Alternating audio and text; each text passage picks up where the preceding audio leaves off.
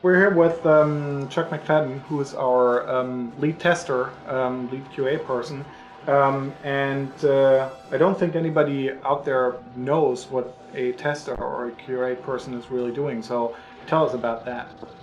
Uh, well, I think a common misconception of a QA tester is that they play games all day, and You and do. that it's a fun factory. Uh-huh. And we generally we do play games all day, but we play it in much more of a critical manner than the average gamer So when would. when did you? I mean, right now it's early September. When did you start looking at Rogue Leader?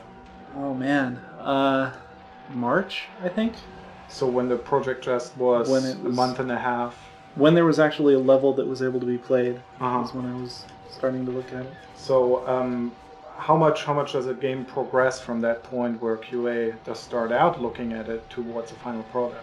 It progresses phenomenally. I mean, when it starts out, it's not even really a game. It's just a coming together of geometry, um, and then it takes baby steps to where it becomes a game, and that's where it is now, where it feels more like a game. So, what's the frustrating part of being a tester? The baby steps? The frustrating part of being a tester is keeping your objectivity, where you want to tell people, like the level designers or the programmers, what is fun or what isn't fun, and you want to tell them from the perspective of someone who is new to the game. But then, as a tester, you've been playing the game for months and months and months. So the challenge and the frustrating part of that is keeping the objectivity of, sure, I've been playing it for 3, 6 months, but pretending like it's the first time you've played it. Do you think that's possible at all? No, I don't think it's entirely possible to get that 100%, but I think that it's important to try. And to try to give the most honest, again, objective opinion that you can is the only thing that you can do. Yeah. What's the toughest part about being a tester? I'm sure everybody answers this for all their jobs, but I guess it's the hours. I haven't asked the question to anybody else. Really? So, yeah. Yeah, it's the hours. Especially when you get to the end of the project where everything is just coming together so fast. It can get really hard, especially, I try to maintain a life outside of work, and that can be difficult. Not as in the well. games industry. Right. Yeah. Okay. How many people are testing Rogue? 6 right now. Oh. We just added another tester. We generally, when we start out, we only start out with 1 or 2.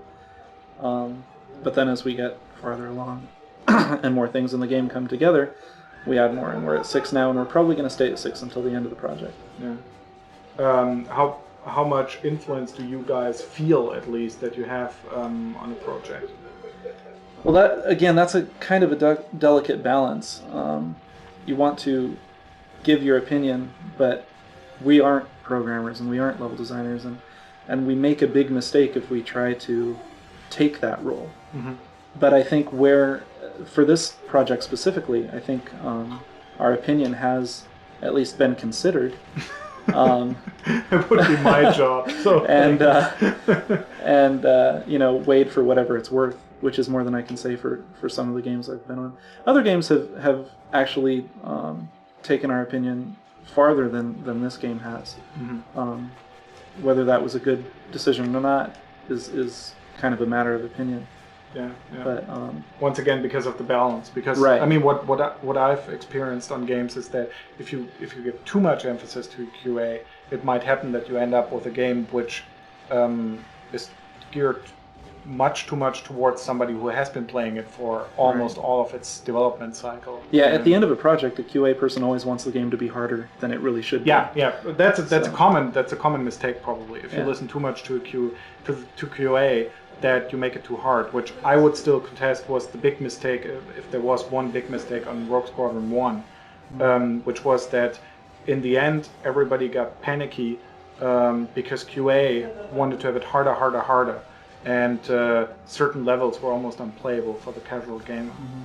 And the thing is, though, that you even on bulletin boards or magazine reviews or whatever, you hear people saying that they wanted this to be harder or that to be easier, and you try to take that into account, but even those people are the people that have played the game a lot, and you want to be attractive to the people who who are just going to buy the game, the 12-year-olds who are going to play the game and make it accessible to them as well. The person who just wants to spend or can spend maybe an hour a day on it should have fun with it. Mm-hmm. That's probably what it's about.